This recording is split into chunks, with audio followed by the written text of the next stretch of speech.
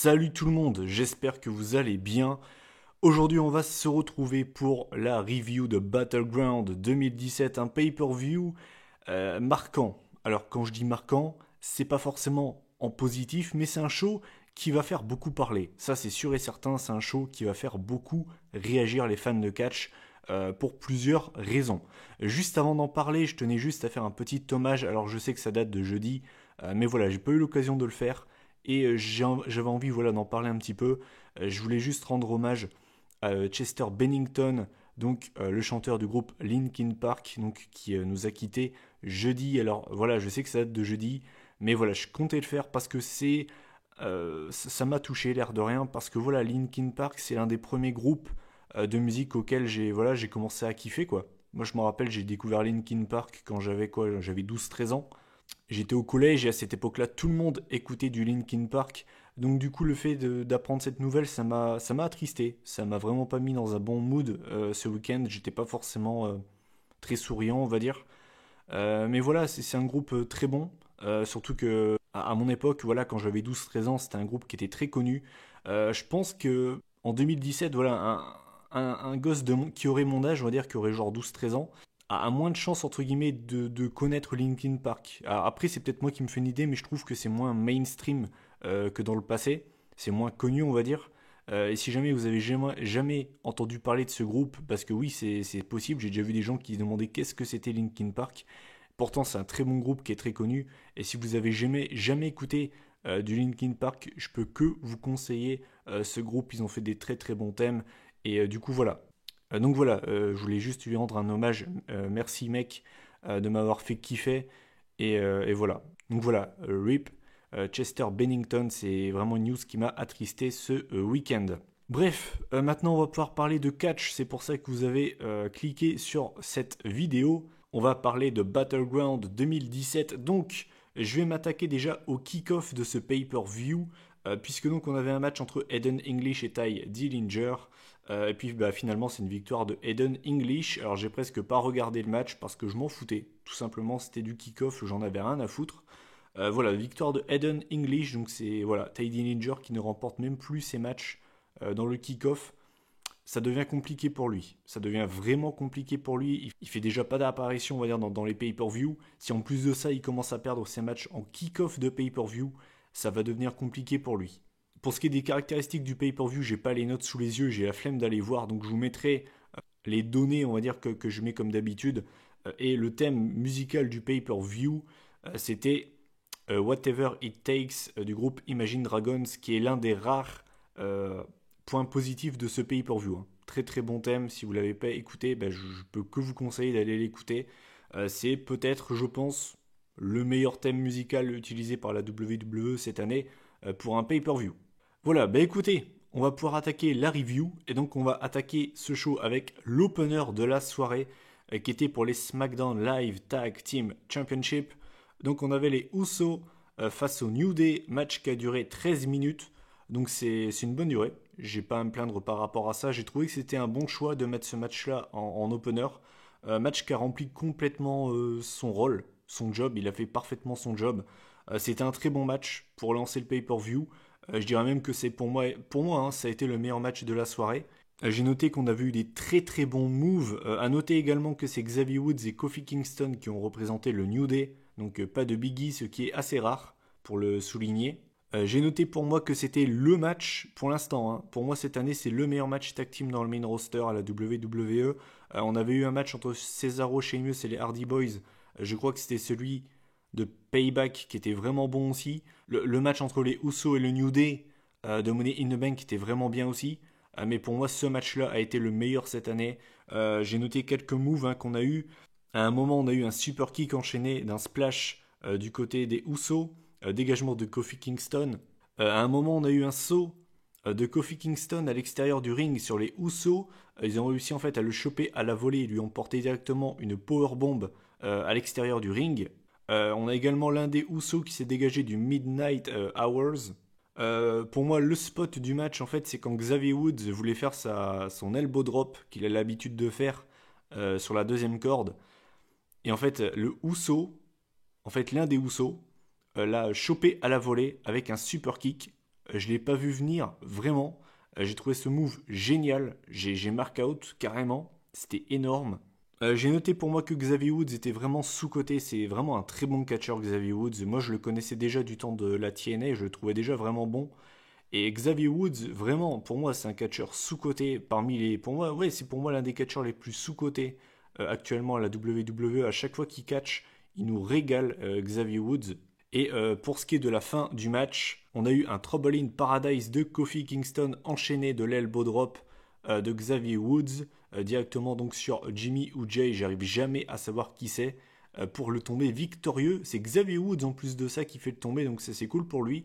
Donc voilà, victoire du New Day qui deviennent donc les nouveaux champions par équipe de SmackDown Live. Ça me surprend pas, c'est ce que je vous avais pronostiqué. Et puis bah, c'était un très bon match. C'était vraiment un très bon match. Pour moi, c'est le meilleur match de la soirée. J'ai mis la même note que j'avais mis à Money in the Bank. J'ai mis 8,5 sur 10. Sauf que celui de Money in the Bank, je l'ai un peu surnoté. Voilà, après réflexion, j'aurais plutôt mis 8 sur 10. Là, pour le coup, pour moi, le 8,5 sur 10 est totalement mérité. Pour moi, c'est le meilleur match tag team cette année à la WWE. C'était un très très bon match. Ensuite, on va passer au deuxième match de la soirée. Donc, c'était Shinsuke Nakamura face à Baron Corbin. C'était pas un match que j'attendais, je vous l'avais dit. Match qui a duré 12 minutes. Donc, c'est une durée plutôt correcte, on va dire. J'ai pas noté grand chose sur ce match et je vais vraiment pas m'attarder longtemps dessus. J'ai noté que c'était un match qui était vraiment très lent. Après, ça m'a pas surpris. C'est pour ça que j'attendais pas ce match parce que je me doutais que ce match allait être dans ce délire-là. Et je me suis pas trompé. C'était un match qui était lent, qui était chiant. C'est pas le genre de match que j'aime, on va dire. Et puis, bah, j'ai beaucoup de mal avec Baron Corbin. C'est pas nouveau. Baron Corbin, j'ai beaucoup de mal. Nakamura, je suis pas son plus grand fan. Les deux ensemble, pour moi, ça matche pas vraiment. Et voilà.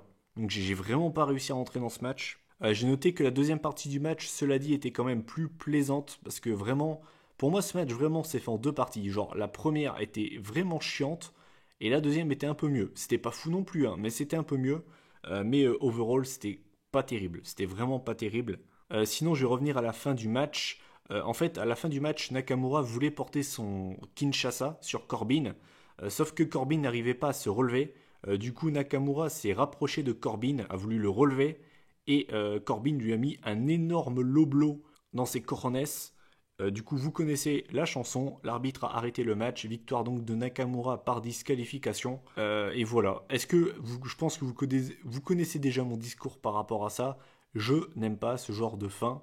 Je sais que Baron Corbin est un heel. Je le sais, merci, je suis pas bête, mais je n'aime pas ce genre de fin. Encore quand c'est des fins comme ça, qui se finissent par DQ, par des comptes extérieurs, tout ce que vous voulez, et que c'est bien trouvé, ça me dérange pas. Par exemple, Styles face à Owens à Backlash, j'avais bien aimé la fin, parce que c'était neuf, c'était frais, on l'avait jamais vu. Là, ça, on l'a vu trop de fois, et non, non et non, quoi. C'était vraiment une fin qui, pour moi, résume parfaitement ce match. C'était vraiment pas terrible, c'était vraiment, vraiment moyen. Donc voilà, pour ce qui est de ce match, j'ai mis la note de 5,5 sur 10. Il y en a peut-être même qui vont peut-être me trouver généreux, mais voilà, ça mérite légèrement la moyenne. J'ai mis 5,5 et c'était vraiment pas terrible. Ensuite, le troisième match de la soirée, c'était le Fatal 5-Way Elimination Women's, donc pour déterminer la challengeuse de Naomi pour le titre à SummerSlam. Donc déjà, ça m'a fait plaisir, on n'a pas eu de Nikki Bella. Ça m'a fait plaisir, on l'a pas vu. Pour ce qui est du match en lui-même, donc je vais vous citer, on va dire, l'ordre des éliminations. Donc on a Tamina qui était la première à se faire éliminer. Elle a dû abandonner avec le disarmer de Becky Lynch, qui dans la foulée a également fait abandonner Lana avec son disarmer, qui dans la foulée, donc Becky s'est faite éliminer par Natalia avec un roll-up. Et donc la finale, c'était Natalia face à Charlotte, une finale entre guillemets de rêve, parce que moi j'aime beaucoup les deux ensemble. Je me souviens d'un match qu'elles avaient fait à un takeover. Je serais incapable de vous le dire c'est lequel. Et dans mes souvenirs, c'était un très très bon match. Je me souviens également de leur match à SmackDown très récemment qui était vraiment cool. Ou encore un peu plus vieux, leur match à Roadblock 2016 qui était vraiment très cool aussi. Sinon, j'ai noté que la finale du coup était plutôt sympa. Et finalement, à la fin du match, Charlotte en fait veut effectuer son moonsault sur Natalia, qui en fait la contre en mettant ses deux genoux. Et ensuite, balance Charlotte directement dans le coin du ring, tête la première, et fait le tomber donc sur Charlotte. Donc voilà, victoire de Natalya, victoire assez surprenante. Alors il y avait eu des news juste avant que le pay-per-view ne commence qui annonçaient que Natalya pouvait gagner. Mais c'est vrai que j'y croyais moyen parce que pour moi ça me paraissait évident que ça allait être Charlotte. Et finalement non, ils ont choisi Natalya. Donc on aura Natalya face à Naomi pour le SmackDown Live Women's Championship à SummerSlam. Drôle d'affiche, sincèrement c'est une affiche très surprenante. Si vous voulez mon avis, alors après je peux me tromper, hein, mais je pense que ça ne va pas rester comme ça et je vois bien Carmella cachée sur Naomi pour ensuite partir sur un triple threat à SummerSlam. Je pense que c'est ce qu'ils vont faire parce que j'ai vraiment du mal à voir seulement Naomi contre Natalya. Ça me paraît assez bizarre comme affiche, mais c'est une victoire qui me fait plaisir parce que Natalya, je pense que vous le savez, c'est une catcheuse que j'ai toujours appréciée, qui n'a pas eu beaucoup d'opportunités dans sa longue, très très longue carrière à la WWE. Donc c'est un résultat qui me fait plaisir, mais c'est assez surprenant. Voilà. Pour ce qui est du match en lui-même, j'ai noté qu'à part la finale, il n'y avait pas grand-chose. Hein. Sincèrement, hein, pour moi, ce match, il se résume à la finale. Hein. À part ça, pour moi, j'ai pas noté grand-chose.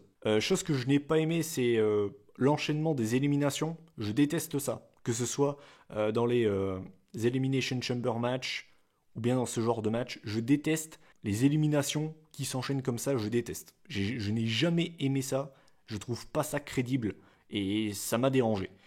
Pour ce qui est de la note de ce match, donc du coup j'ai mis 6 sur 10. Ça reste un match que j'ai trouvé correct, c'est pas le moins bon, c'est loin d'être le pire match de la soirée, mais j'en attendais mieux. C'est un match qui m'a déçu, j'en attendais mieux, je vous le dis franchement. Donc voilà. Et j'allais presque oublier de le préciser, mais Lana dans un ring, c'est une catastrophe. C'est une catastrophe. Et le pire là-dedans, c'est qu'elle a été on va dire qu'elle a été un peu s'entraîner du côté de NXT. Elle a commencé à faire des matchs à NXT en live event, histoire de se préparer pour le main roster. Je vais vous laisser imaginer ce que ça aurait donné si elle n'avait pas fait ces quelques matchs à NXT. Je ne veux même pas savoir ce que ça aurait donné. Enfin, bref. Ensuite, le prochain match, c'était un match que j'attendais, très clairement, comme n'importe quel fan de catch qui se veut. Hein. Donc c'était le match entre AJ Styles et Kevin Owens pour le titre US. Match qui a duré 18 minutes, donc c'est une bonne durée. Maintenant, je pense qu'ils auraient mérité plus de temps. Surtout qu'il y a un match, vous verrez, même 2 matchs pour moi qui ont été beaucoup trop longs. Donc alors mon avis sur ce match, pour moi ça a été le deuxième meilleur match de la soirée. Et je vous le dis direct, je vais pas rester longtemps sur ce match, mais il m'a déçu. J'ai vu que j'étais loin d'être le seul, c'est un match qui a pas été mauvais, hein, mais il a été décevant. T'as AJ Styles face à Kevin Owens, tu peux espérer bien mieux que ça. J'ai préféré leur match à Backlash, je vais être franc avec vous, j'ai préféré leur match à Backlash. Et surtout, j'ai pas aimé la fin. La fin, elle était quand même assez bizarre. Donc en fait, comment ça s'est passé? On a AJ Styles qui s'est fait balancer dans l'arbitre par Kevin Owens. Et en général, quand un arbitre est mis KO, et en général dans ce genre de situation, le heel va en profiter pour tricher. Le heel va profiter pour aller prendre une chaise, un kendo stick, tout ce que vous voulez. Ou bien même la ceinture pour frapper son adversaire. Là, pour le coup, Kevin Owens n'a rien fait. J'ai pas compris. Et la fin, elle est assez bizarre, puisque donc pendant que l'arbitre était bien KO, hein, on avait une succession de soumissions. Un coup, c'était Styles qui faisait une soumission. Un coup, c'était Kevin Owens. Et au bout d'un moment, on a Owens, si je me souviens bien, qui contre une soumission de Styles et qui fait un genre de roll-up. Et en fait, l'arbitre fait le compte de 3. Ça a surpris tout le monde parce que c'était très bizarre comme fin. Et le pire, c'est qu'ils n'ont même pas montré de replay, donc je sais pas si c'est un botch, je sais pas ce qu'ils ont décidé de faire. Mais en tout cas, c'était sacrément pourri, j'ai pas aimé du tout. Autant j'ai trouvé la fin de Backlash très innovante et j'avais bien aimé, autant là pour le coup, j'ai vraiment pas compris, c'était très bizarre, j'ai pas compris. Bref. Mais voilà, match que j'ai quand même apprécié, j'ai trouvé que c'était un bon match entre les deux. Maintenant, franchement, décevant. T'as Owens et Styles dans un ring, tu peux espérer bien mieux que ça. Donc pour ce qui est de la note, j'ai mis 7,5 sur 10, ça reste une bonne note. Mais compte tenu des lutteurs, c'est un peu décevant. Ensuite, on va passer au match que je n'attendais pas de ce pay-per-view. C'était le flag match entre Rusev et John Cena. Match qui a duré 20 minutes, c'est beaucoup trop. On va mettre les points sur les i, les barres sur les t, direct. 20 minutes pour un match que personne attend, qui n'a aucun sens, qui est ridicule. C'est beaucoup trop. 20 minutes pour ce match, c'est beaucoup trop. Encore une fois, vous verrez que j'ai le même discours pour le main event. Mais si vous aviez enlevé, allez, 7, 8 minutes à ce match, il y aurait vraiment eu moyen que le match soit beaucoup plus sympa. Là, c'était beaucoup trop long. J'ai noté sur Twitter, et je vais le redire dans la vidéo, hein, c'est le genre de match à ne surtout pas montrer à un non-fan de catch qui est réticent de base au catch, parce que si tu lui montres ce match, tu passes pour un gros gogol. Concrètement, j'ai rien contre John Cena, hein, mais le voir ramper avec son drapeau à un moment là, en mode campement à l'armée, c'était ridicule. C'était ridicule. Vraiment, c'était ridicule. Pareil, quand les tables ont été mises près du podium US, tu savais très bien que Rousseff allait se prendre l'attitude adjustment à cet endroit-là. Ça n'a pas manqué, c'est comme ça que le match s'est terminé. Et voilà, John Cena a battu Rousseff. Est-ce que ça surprend quelqu'un? Je ne pense pas. Je ne pense pas. J'ai mon lapin depuis tout à l'heure qui fait des bruits, je ne sais même pas si ça s'entend au micro. Si depuis tout à l'heure vous entendez des petits bruits à droite à gauche, c'est mon lapin. Même mon lapin est d'accord avec moi. Ce match du drapeau était ridicule. Ce match du drapeau était ridicule. Ça n'a pas sa place en pay-per-view. Et surtout, on est en 2017. Arrêtez ce genre de match. C'est vraiment, vraiment mauvais, quoi. Vraiment. Et bref. Donc voilà, il y en a certainement qui vont me trouver trop généreux. J'ai mis 5,5 sur 10. Et puis bah voilà, tout simplement. Victoire de John Cena qui se dirige très certainement vers le titre US ou le titre WWE pour SummerSlam. Et voilà, never give up, tout ce que vous voulez. Vive les États-Unis d'Amérique, c'est trop cool. Vive les États-Unis, voilà. Ensuite, on va passer à l'avant-dernier match de la soirée. Alors là, je vais être expéditif parce que j'ai rien à dire sur ce match en fait. C'était le match entre Sami Zayn et Mike Kanellis, un match qui a duré 7 minutes, donc c'est le match le plus court de la soirée. J'ai noté que Sami Zayn l'avait emporté avec le Helluva Kick, donc booking 50-50. Ça me surprend même pas. Je pense que la WWE a déjà perdu confiance en cette gimmick de Power of Love qui est ridicule au passage, c'est ce que j'ai noté. Pendant le match, à un moment, on avait Kanellis qui faisait des pauses avec sa meuf et il se roulait des pelles en plein match. Je veux dire, c'est ridicule, vraiment, c'est ridicule. Je sais que c'est le but de cette gimmick, hein, je le sais, hein, mais je trouve ça vraiment ridicule. Vraiment. C'est grotesque, bref, c'est ridicule. Au niveau de la note, j'ai mis 4 sur 10. Et voilà, je vais passer au main event parce que j'ai vraiment rien à dire sur ça. Et enfin, le main event de ce Battleground 2017 qui ne rentrera très clairement pas dans les annales. Donc c'était le Punjabi Prison match entre Randy Orton et Jinder Mahal. Match qui a duré 30 putains de minutes. C'est beaucoup trop long. Pareil, là on va faire les choses directement. On va se mettre d'accord. 30 minutes, c'est beaucoup trop long. C'est beaucoup trop long. Mais très clairement, c'est beaucoup trop long. Franchement, hein, franchement, si ce match, si vous lui enlevez 10 minutes, même peut-être pas 15, mais si vous lui enlevez 10 minutes, sans déconner, hein, ce match aurait été beaucoup plus passable, beaucoup plus buvable. Et le match aurait pu être franchement pas dégueulasse. Si vous lui enlevez 10 minutes, le match est pas dégueulasse. Mais vraiment, cette stipulation, c'est chiant. Quand ils sont dans la première cage et que tu as les 4 portes à chaque fois, c'était hyper chiant, vraiment. Cette partie-là du match, c'est ce qu'il y a de pire. Que ce soit pour ce match-là ou même pour les matchs du passé, hein, c'est ce qui rend le match vraiment chiant. C'était hyper long, chiant. On voyait mal en plus de ça. Déjà nous, avec les caméras, avec certains angles qui étaient pas mal pour nous, on avait déjà du mal à voir. Les gens sur place apparemment mais on voyait rien, voilà. Si c'est pour ça que le public en avait rien à branler, et je les comprends. Déjà que de base c'est pas une affiche qui fait rêver, mais en plus de ça si les mecs y voient rien, je peux pas les blâmer, hein. Donc bref, un match pour moi qui a été beaucoup trop long, 30 minutes c'est beaucoup trop long et c'est pour ça que pour moi là, ces 10 minutes en trop, vous auriez pu les rajouter au Kevin Owens AJ Styles. Le moment, on va dire, à retenir de ce match, C'est l'un des Singh Brothers qui est tombé du haut de la cage directement sur l'une des tables des commentateurs. Donc j'avoue que c'était brutal, ça je suis d'accord. Sinon on a eu des chaises de sortie, on a eu des candlesticks de sortie. Sincèrement, c'est peut-être la meilleure édition en termes de contenu des Punjabi Prison Match, mais ce qui rend le match mauvais, et c'est dommage, c'est la durée. Je veux dire, sincèrement, hein, si ce match aurait duré 10 minutes en moins, il aurait été bien plus regardable, mais il a été beaucoup trop long. 30 minutes, c'était beaucoup trop long. Bref, et donc je vais revenir directement à la fin du match parce que j'ai pas grand chose à dire dessus en fait. Euh, la fin du match, c'est incroyable. 2017, c'est vraiment l'année improbable. C'est improbable. On avait Randy Orton qui s'apprêtait à remporter le match. Il avait escaladé la deuxième cage de bambou. Et là, on a la musique de Jinder Mahal qui commence à jouer. Et là, tu te dis, attends, mais what the fuck? Et à ce moment-là, en plus de ça, on a eu des rumeurs juste avant le pay-per-view qui annonçaient peut-être son retour. À ce moment-là, je me suis dit, mais je vois que lui. C'est obligé que c'est lui.